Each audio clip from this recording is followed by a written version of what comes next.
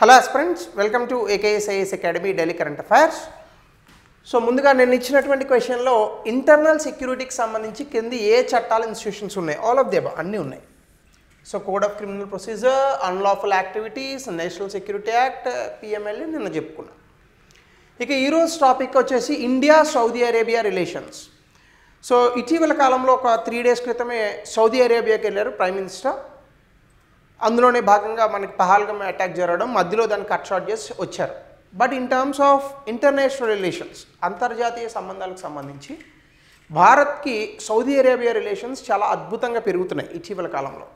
And all of you know, Saudi Arabia అనేటటువంటిది ఎక్కువగా crude ఆయిల్ని సప్లై చేసేటటువంటి దేశం.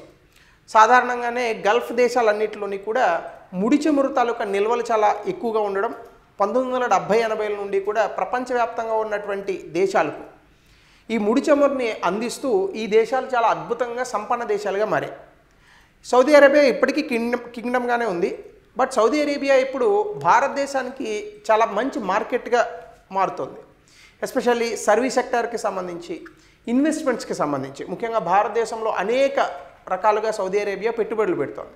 ఈవెన్ ఈ పర్టికులర్ ఇందులో ఈ ఒక విజిట్లో భాగంగా కూడా $100 బిలియన్, బిలియన్ అంటే 100 కోట్లు, $100 బిలియన్ భారతదేశంలో పెట్టుబడులు పెడతామని కూడా చెప్పారు. సో దీనికి సంబంధించి అంతర్జాతీయ సంబంధాల్లో భాగంగా భారత్ సౌదీ అరేబియా రిలేషన్స్కి సంబంధించి ఈరోజు మనం క్లాసును చూద్దాం. ముందుగా కనుక చూస్తే న్యూస్లో ఎందుకుంది, prime minister visit to the kingdom of Saudi Arabia. ఇప్పటికీ కూడా సౌదీ అరేబియా కింగ్డమ్ అంటే అదొక రాచరికపు దేశంగానే ఉన్నది.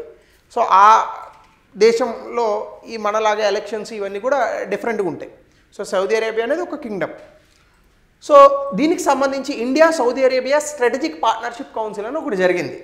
ఈ స్ట్రాటజిక్ పార్ట్నర్షిప్ కౌన్సిల్ ఏంటంటే భారతదేశము అలాగే సౌదీ అరేబియాకి సంబంధించి ఏ రకమైనటువంటి సంబంధాలు ఉండాలి వ్యూహాత్మకంగా అనేటటువంటి అంశాన్ని ఇక్కడ మాట్లాడతారు. దీంట్లో second meeting of India Saudi Arabia, ఇది ఫస్ట్ మీటింగ్ గతంలో జరిగింది. సెకండ్ మీటింగ్కి PM గారు వెళ్ళి అక్కడ ఆ పర్టికులర్ స్ట్రాటజిక్ పార్ట్నర్షిప్ కౌన్సిల్లో కూర్చోవడం జరిగింది. ఇది న్యూస్లో వచ్చినటువంటి కాంటెక్స్ట్.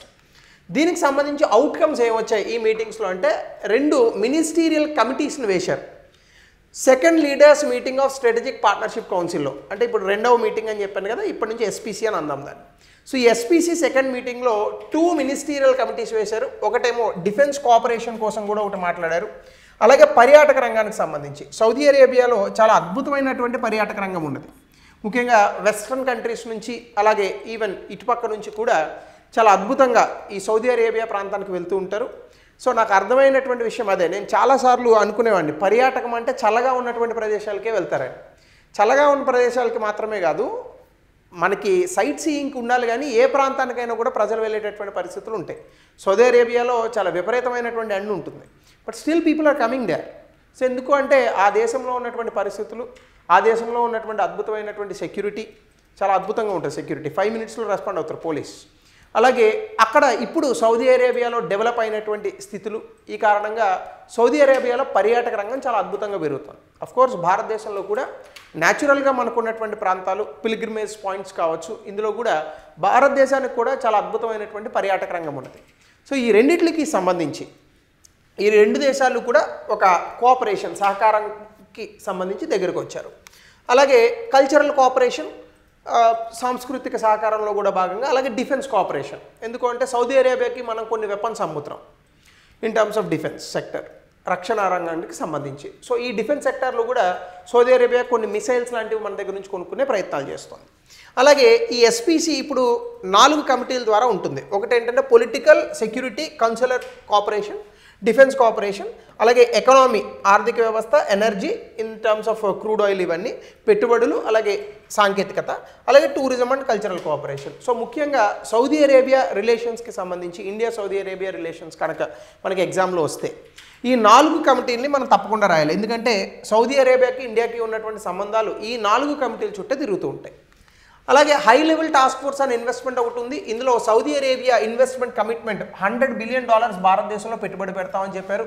ముఖ్యంగా శక్తి రంగం, అలాగే మౌలిక సదుపాయాలు, సాంకేతికత, హెల్త్, ఈ రంగాల్లో ఎక్కువగా పెట్టుబడులు పెడతామని చెప్తున్నారు. అలాగే HLTF అచీవ్మెంట్స్ కనుక మనం చూస్తే 2 రిఫైనరీ ప్రాజెక్ట్స్ని కూడా భారతదేశంలో ఆల్రెడీ మొదలు పెట్టడానికి అన్ని విషయాలు కూడా జరుగుతున్నాయి. రిఫైనరీ అంటే మీకు తెలిసే ఉంటుంది. సాధారణంగా మనం భూమి పొరల్లోంచి చమురుని తీసినప్పుడు క్రూడ్ ఆయిల్ ముడి చమురు వస్తుంది. దీన్ని రిఫైన్ చేసిన తర్వాత మనకి పెట్రోల్ డీజిల్ ఇలా విడిపోతూ ఉంటాయి. సో కాబట్టి అందులో భాగంగా మనకి రిఫైనరీస్ మనకు చాలా ఉన్నాయి. రిఫైనరీస్ మ్యాంగ్లూరులో ఒకటి ఉంది, అలాగే వైజాగ్లో ఒక రిఫైనరీ ఉంది, ముంబైలో ఒక రిఫైనరీ ఉంది. అలాగే advance in taxation issues encouraging future investments, దాంతోపాటుగా పన్నులకు సంబంధించినటువంటి విషయాలు, భవిష్యత్తులో సౌదీ అరేబియా భారతదేశంలో పెట్టేటటువంటి పెట్టుబడులు. సో ఆల్ దీస్ ఆస్పెక్ట్స్ గురించి ఇక్కడ మాట్లాడతారు. అలాగే కొన్ని MOUs ఒప్పందాలు కూడా చేసుకున్నారు. అందులో స్పేస్ కోఆపరేషన్, ఎందుకంటే ఇప్పుడు సౌదీ అరేబియా స్పేస్ ఏజెన్సీ ఒకటి ఉంది, కానీ ఇస్రో చాలా అద్భుతమైనటువంటి space agency even compared with Saudi Arabia ఉందా. సో ఆ దేశాల కన్నా కూడా చాలా తక్కువ ఖర్చుతో ఉపగ్రహాలను కక్షలోకి పంపించేటటువంటి ఈ తాకత్ ఏదైతే ఉందో అది ఇస్రో తాలూకా సొంతం. కాబట్టి సౌదీ అరేబియా స్పేస్ ఏజెన్సీ, అలాగే Indian department of space peaceful activities కోసం, అంటే ఇప్పుడు మనం చేస్తున్నటువంటి అనేక రకాల ప్రయోగాల కోసం ఒక MOUని సైన్ చేశారు. అలాగే హెల్త్ కోఆపరేషన్కి సంబంధించి, అంటే ఆరోగ్య రంగంలో, వైద్య రంగంలో కొన్ని సహకారాలకు సంబంధించి ఒక MOU ఉంది. అలాగే యాంటీ డోపింగ్ కోఆపరేషన్, అంటే మనకి education and prevention and anti డోపింగ్కి సంబంధించి 2 సంస్థలు ఉన్నాయి, సాక్ట్ అలాగే నాడా. ఇవంటి డోపింగ్కి సంబంధించినటువంటి అంశాలు, అలాగే ఎడ్యుకేషన్కి సంబంధించినటువంటి అంశాలు. డోపింగ్ అంటే మీకు తెలుసు డ్రగ్స్ అవి తీసుకోవడం ఇవన్నీ ఉంటాయి. సో దానికి సంబంధించి ఒక కోఆపరేషన్కి పెట్టారు, వెరీ లిటిల్ ఇంపార్టెన్స్. అలాగే postal cooperation, Saudi postal cooperation, India post, ఇవి కొన్ని పార్సల్ సర్వీసెస్కి సంబంధించి, ఎందుకంటే ఇరు దేశాల మధ్య ఇవి జరుగుతాయిగా పార్సల్స్ ఎక్స్చేంజ్ అనేటటువంటివి, దీనికి సంబంధించి ఒక కోఆపరేషన్ వచ్చింది. ఇది కూడా లిటిల్ ఇంపార్టెన్స్, ఎందుకంటే ఇప్పుడు ఈ పార్సల్ సర్వీసెస్ ఇవన్నీ కూడా చాలా ప్రైవేట్ పరం అయిపోతున్నాయి.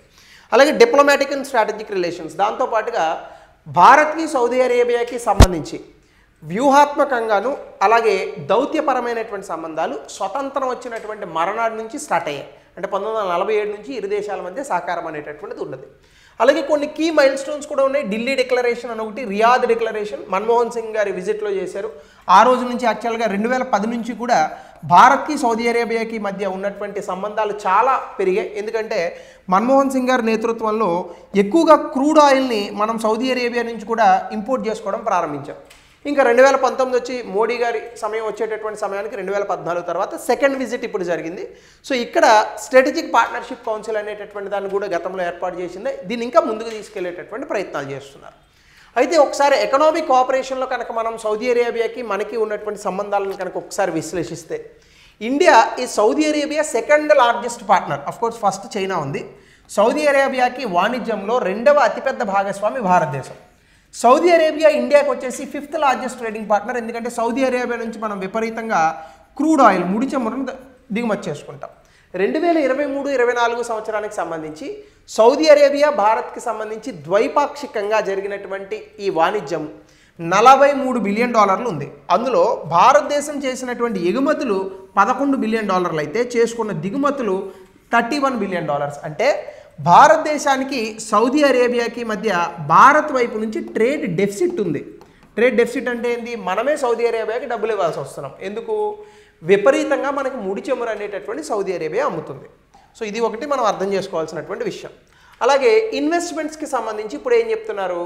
భారతదేశము సౌదీ అరేబియాలో ఒక $3 బిలియన్ ఇన్వెస్ట్ చేస్తున్నారు. ముఖ్యంగా ఐటీ రంగం చాలా విపరీతంగా పెరుగుతుంది. గతంలో మనకి ఐటీ ప్రాజెక్టులు ఓవర్సీస్ ప్రాజెక్ట్స్ అని అనుకుంటే ఎక్కువగా అమెరికా, అలాగే యూకే, ఆస్ట్రేలియా ఇలాంటి ప్రాజెక్ట్సే ఉండేవి, ఎక్కువగా అమెరికా ఉండేవి. కానీ భారతదేశం ఇప్పుడు ఐటీ ఇన్ఫర్మేషన్ టెక్నాలజీకి సంబంధించి, సర్వీస్ సెక్టార్కి సంబంధించి అధికంగా గల్ఫ్ దేశాల చుట్టూ కూడా తిరుగుతుంది. అందుకే ఇటీవల కాలంలో TCS లాంటి సంస్థలు ఎక్కువగా కొంతమందిని ఈవెన్ గల్ఫ్ దేశాల్లో కూడా అపాయింట్ చేస్తున్నాయి when comes to overseas jobs. కాబట్టి ఈ యొక్క ఐటీ, టెలికాం, ఫార్మా, కన్స్ట్రక్షన్, ఫార్మాకి చెప్పాల్సినటువంటి అవసరం లేదు, ఎందుకంటే భారతదేశం చాలా అద్భుతమైనటువంటి మందులు తయారు చేసేటటువంటి దేశం.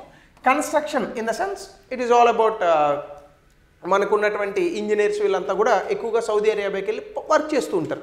సో చాలామంది ఉన్నారు. సౌత్ ఇండియా, నార్త్ ఇండియా అనేది లేదు, చాలా ప్రాంతాలను సౌదీ అరేబియాకి వెళ్ళి స్థిరపడేటటువంటి వ్యక్తులు ఉన్నారు. అలాగే సౌదీ ఇన్వెస్ట్మెంట్స్ ఇండియాలో కనుక చూస్తే భారత్ కన్నా 3 రెట్లు ఎక్కువ, ముఖ్యంగా $10 బిలియన్. మెయిన్గా ప్రభుత్వం ద్వారానే ఎక్కువ పెడుతున్నారు, పబ్లిక్ ఇన్వెస్ట్మెంట్ ఫండ్ ద్వారా. అలాగే FDIకి సంబంధించి భారతదేశాన్ని చూసుకుంటే సౌదీ అరేబియా 20వ స్థానంలో ఉంది. క్యూములేటివ్ ఎఫ్డిఐ దాదాపుగా $3.22 బిలియన్ ఉన్నాయి 2000 నుంచి 2024 మధ్య. So this is cumulative in the sense మొత్తం అన్ని కలిపి చెప్తారు. అలాగే ఎనర్జీ పార్ట్నర్షిప్స్ ముఖ్యంగా సౌదీ అరేబియాకి సంబంధించి 2023-24లో third largest crude oil source ఉంది. అంటే మూడవ అతిపెద్ద దేశం భారతదేశానికి సంబంధించి. భారతదేశం చేసుకుంటున్నటువంటి మొత్తం ముడి చమురు దిగుమతుల్లో 14.3% సౌదీ అరేబియా నుంచే వస్తున్నాయి. అలాగే ఎల్పిజి లిక్విడ్ పెట్రోలియం గ్యాస్ సంబంధించి 18% మనం మొత్తం తీసుకొచ్చేటటువంటి ఎల్పిజిలో సౌదీ అరేబియా 18.2% మనకు అందిస్తుంది. అంటే Saudi Arabia rather than saying as a business partner, Saudi Arabia is N energy partner to India, ఇలా చెప్పాలి. సో ఇట్లాంటి పదాలను మీరు యూటిలైజ్ చేస్తే ఎగ్జామినేషన్లో మీకు ఎక్కువగా మార్క్స్ వచ్చే అవకాశం ఉంటుంది.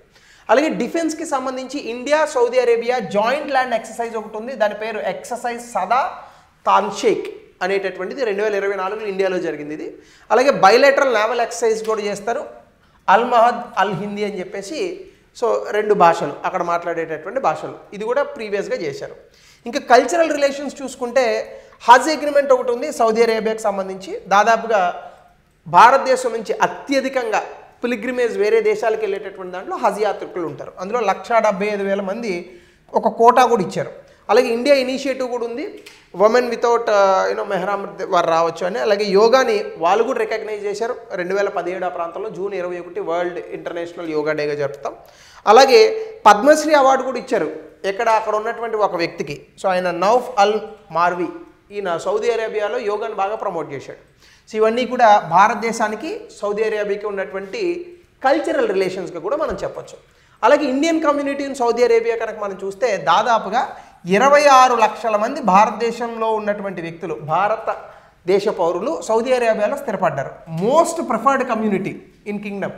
అంటే సౌదీ అరేబియాలో ఎవరి చేత మనం వర్క్ చేయించుకోవాలని అనుకుంటే ఇండియా వాళ్ళని వెల్కమ్ చేసి పని చేయించుకుంటారు, ఎందుకంటే మన వాళ్ళు పనిపించేవాళ్ళు కాబట్టి.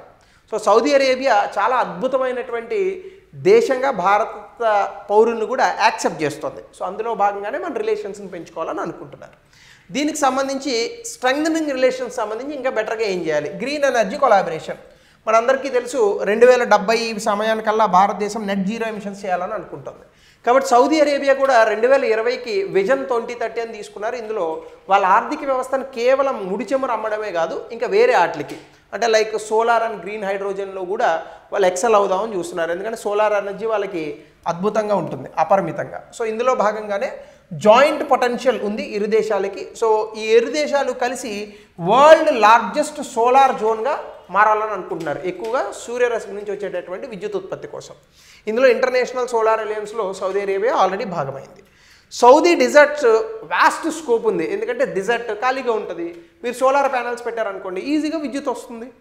సో ఇందులోనే భాగంగా ఆ డిజర్ట్ని క్లీన్ ఎనర్జీ ఎక్స్పోర్ట్స్ కోసం సౌదీ అరేబియా ఆలోచిస్తుంది. సో ఇవన్నీ కూడా మనకు ఉన్నటువంటి అవకాశాలు సౌదీ అరేబియాతో. అలాగే టెక్నాలజీ అండ్ ఇన్నోవేషన్లో భారతదేశానికి ఐటీలో చాలా అద్భుతమైన స్ట్రెంగ్త్ ఉంది.